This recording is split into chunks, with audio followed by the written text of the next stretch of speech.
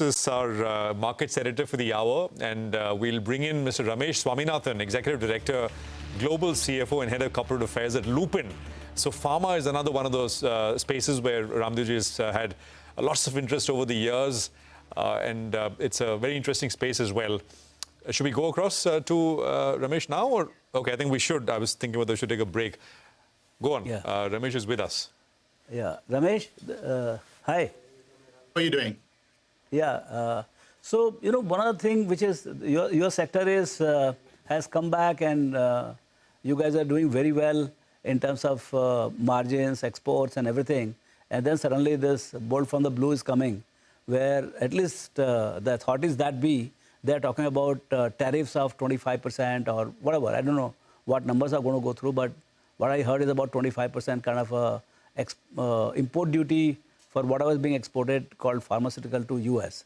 So how do you react to this thing, and does it have any legs? I mean, is it going to be renegotiated to lower levels, or will it create actually confusion to start with? Let me begin with, in fact, the economics of the situation. 50% of, in fact, the generics for America go from India, and they actually import 70% of their generics, so to speak. The value of this is about $13 billion. And the economic value of this is close to about $408 billion. It's all about access to medicine, and this makes medicine accessible to the poorer sections of the American society, so to speak. The actual imports of medicines from America is supposed to be about $800 million. About $400 million is without tariffs, so to speak. When this is all about access to medicines, would he be in a position to actually jeopardize his own situation? Because if you raise tariffs, obviously it is going to mean that it's going to be more expensive to a large section of his population itself. I could actually look at 5 scenarios. There's a lot of talk, but nothing really happens, which could be scenario A. There could be a second scenario in terms of equalization. So as I just said, about 50% of the imports from America, which is about 800 millions, is really without tariffs, whilst the balance carries a 10% tariff. And it's quite possible that India could bring it down. And to that extent, even if there is an equalization levy, it doesn't actually mean anything at all because it comes down to zero. The third situation where he actually, talks about incentives to manufacture in America itself, and this potentially could be a long-term story, but as regimes last 4 years, so I don't know whether people would potentially look at actually setting up shop out there. And even if they do, one would like to be reminded that the cost of manufacturing in America is not going to be cheap. I know as a matter of experience that what costs about, say, about $6, $5 per 1,000 tablets could potentially cost about $35 to $40 out there, 8x in terms of manufacturing cost, conversion cost. And that's something which has to be, it's not easy for them to kind of digest something like that. And lastly, if you talk about import tariffs, from my perspective, I would say that this would actually be passed on to the consumer. And lastly, if it is not passed on, it really is going to be specific to individual molecules, then potentially there would be a situation where some part of it has to be absorbed, some part has to be passed on. But there are far too many moving parts, as you can very well imagine. I would also add that this industry, it caters to the rest of the world as well. And America is not necessarily the El Dorado that it was some time ago. So a lot of companies are kind of diversified also. So from a sector perspective, whilst it is, of course, disturbing news, it's something that we need to contend with. Yeah.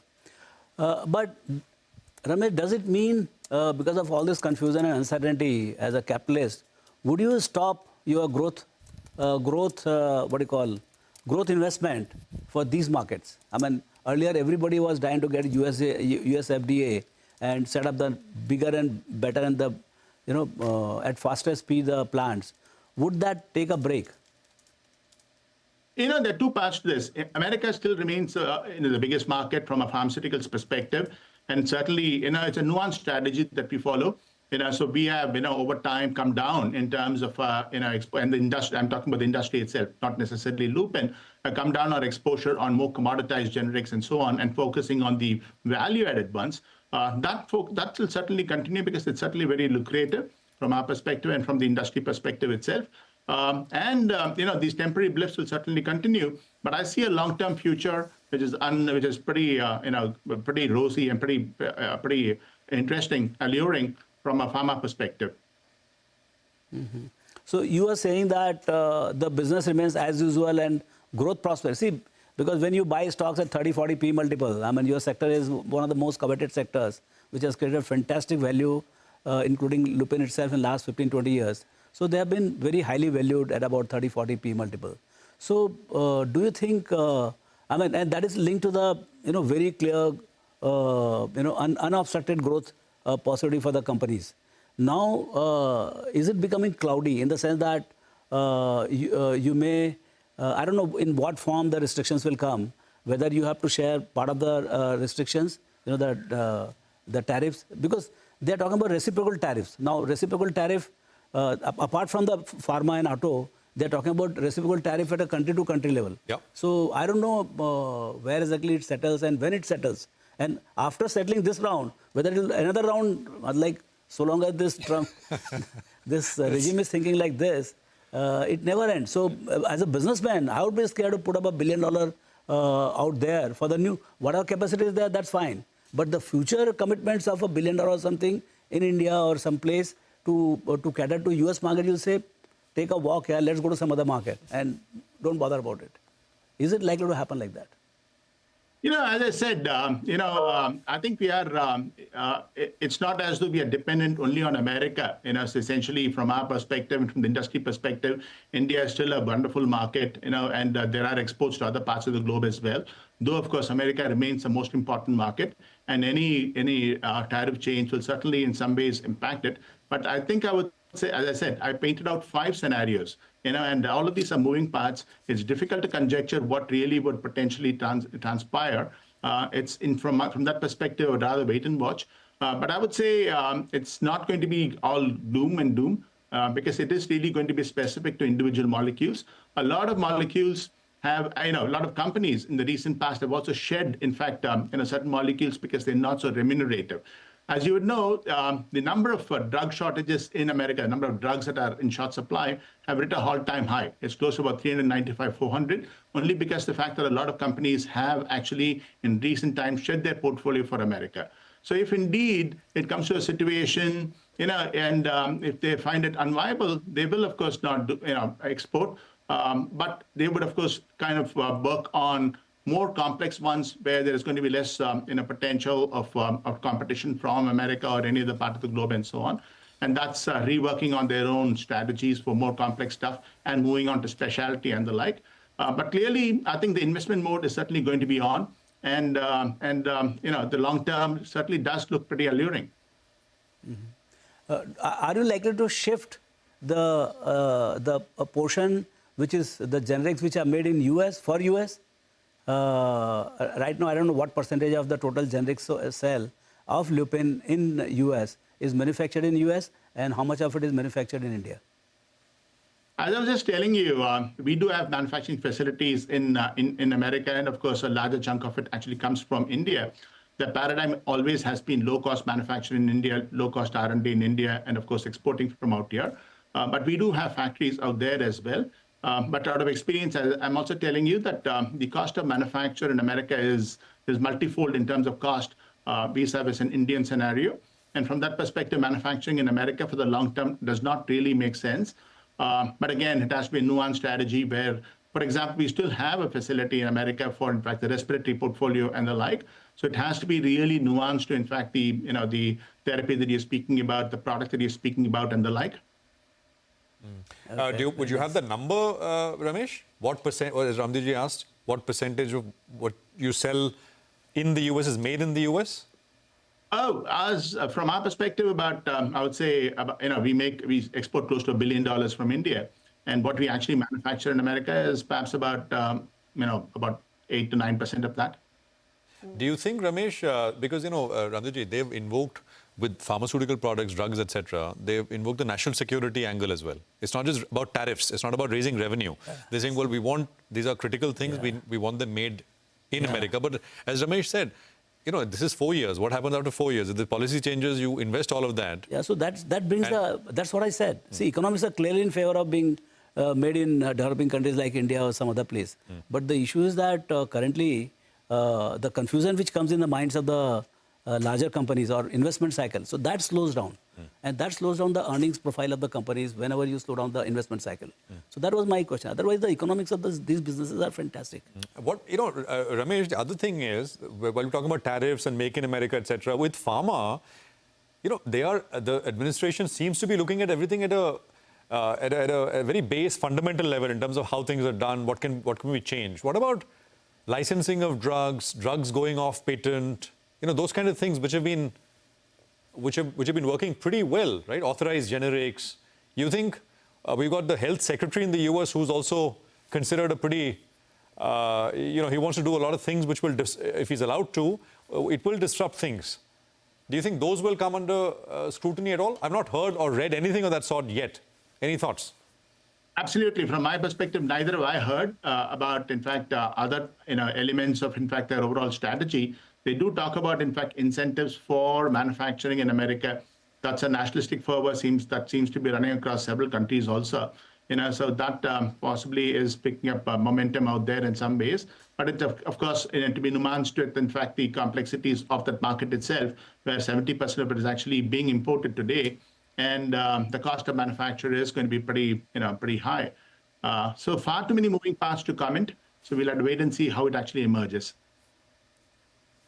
Ramesh, just a quick question. In one of the scenarios, in the case of tariffs being imposed, you said the company will have to bear part of it and part of it will be passed on.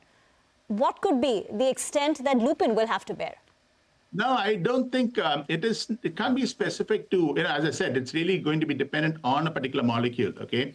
And if we find that a particular molecule is not remunerative enough, we've actually not, we've never stymied away from, we've never been stymied from actually dropping that particular product from our portfolio. So that portfolio adjustment will certainly take place.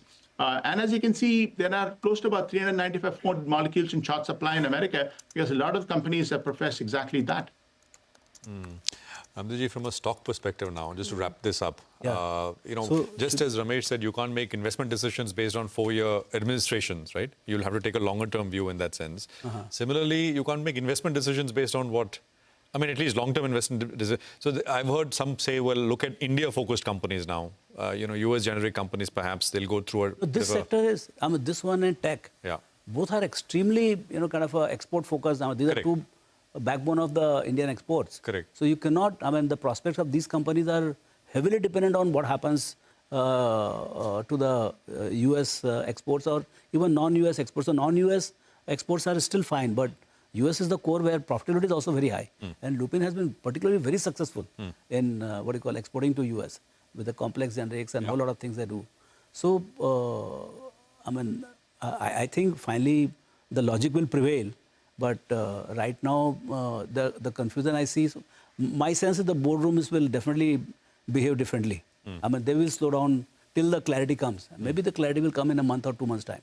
Slow down investments and Yeah, if you're pushing for a next expansion of your injectables or something by 200, 300%, seeing the market, I think that you will kind of that's go slow. And I don't know. I've not sat in any of these boards. Yeah. From outside, I would think that boards will develop a cold feet. You agree with that, Ramesh? No, I think as I said, it's very difficult to conjecture in the face of uncertainty. I'm just reminded about this whole economics. The economists that spoke about this being perma, VUCA, evolutionary kind of world. They actually spoke about it in the context of artificial intelligence and the like. But I would use this in this context as well.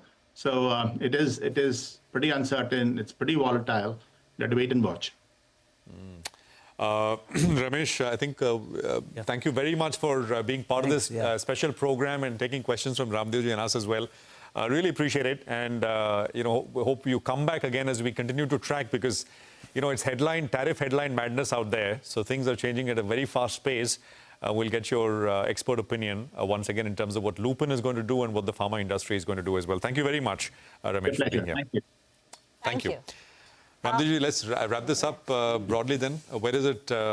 Keep the faith, and this too shall pass. The story is very intact. Yeah. This is just that I said P correction, not the earnings.